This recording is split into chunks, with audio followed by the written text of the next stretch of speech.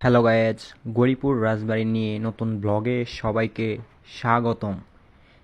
এই ব্লগে আমরা তুলে ধরব গৌরীপুর রাজবাড়ির যে ঐতিহাসিক যে কার্যকলাপ রয়েছে এবং অতীতে কী ঘটেছিল এবং কে এই রাজবাড়ি প্রতিষ্ঠা করেছে, এই সব কিছু নিয়ে আমাদের এই আজকের ব্লগ।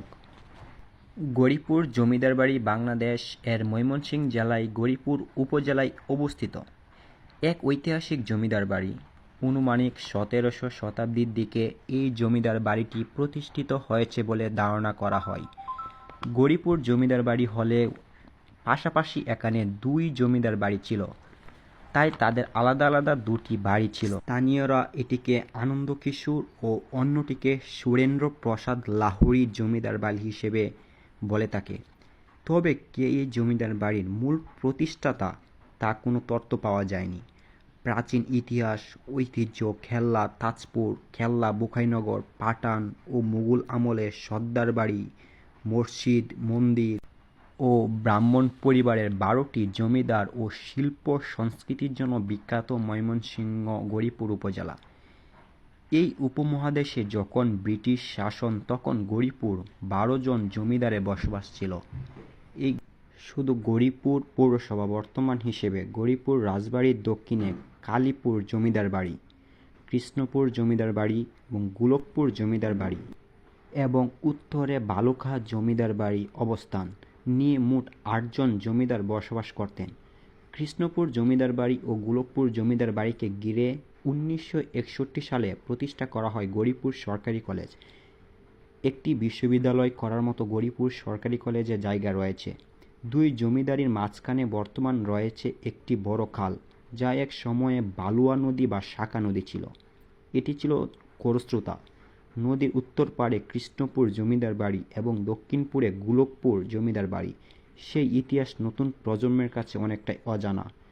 কৃষ্ণপুর জমিদারে রয়েছে কলেজের মূল অংশ, একাডেমিক ভবন। কলেজের প্রধান ফাটক পার হয়ে ভিতরে ঢুকলে চোখ পড়ে বিশাল সৌন্দর্যে কারুকার্য খচিত কাচির বাড়ি ও দরবার হল। তার বিপরীতে রয়েছে দুটি পুকুর, বাগান ও পিছনের জমিদার বাড়ির অন্দরমহল। প্রতিদিন দেশের বিভিন্ন প্রান্ত থেকে জমিদার বাড়ি দেখতে ভিড় জমায় ব্রাহ্মণ পিপাসুরা। গোলকপুর জমিদার বাড়ি প্রসঙ্গে রয়েছে কলেজের দুটি হোস্টেল, বিস্তীর্ণ পাকা মাঠ, পুকুর ও ধানক্ষেত। শুধু নেই জমিদার বাড়িটি। সংস্কার ও সংরক্ষণের অভাবে গোলকপুর জমিদার বাড়িটি মানচিত্র থেকে ধীরে ধীরে হারিয়ে গেছে ৪০ থেকে ৫০ বছর আগেই। স্থানীয় কতিপয় লোক সেখান থেকে টিন, বিম ও ইট খুলে নিয়ে গেছে।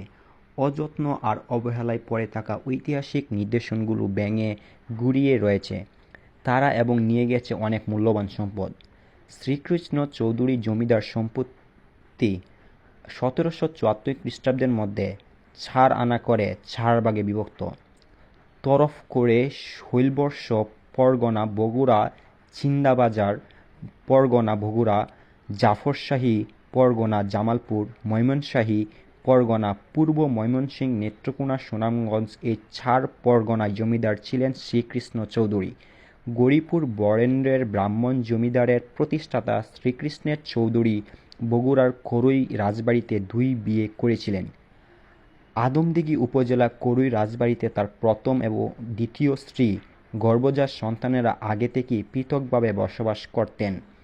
তার পৃথক বাড়ি থেকে শ্রীকৃষ্ণ চৌধুরীর মৃত্যুর পর বিষয় সম্পত্তি অবিভক্তি ছিল।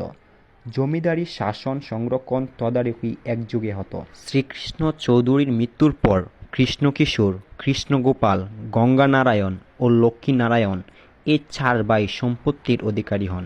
নতুন প্রজন্মের কোমলমতি শিক্ষার্থীদের গোলকপুরের জমিদার বাড়ির ইতিহাস জানা খুবই প্রয়োজন। ইতিহাস আমাদের জ্ঞানকে সমৃদ্ধ করে, অতীতের সত্যনিষ্ঠ প্রমাণ সহকারে বর্তমান প্রজন্মের কাছে পৌঁছে দেওয়াকেই আমরা ইতিহাস বলে থাকি। ইনশাল্লাহ আমাদের আবার দেখা হবে নতুন কোনো ব্লকে, নতুন কোনো ইতিহাস নিয়ে সবার সামনে হাজির হব ইনশাল্লাহ। আজকের মতো এখানেই বিদায়।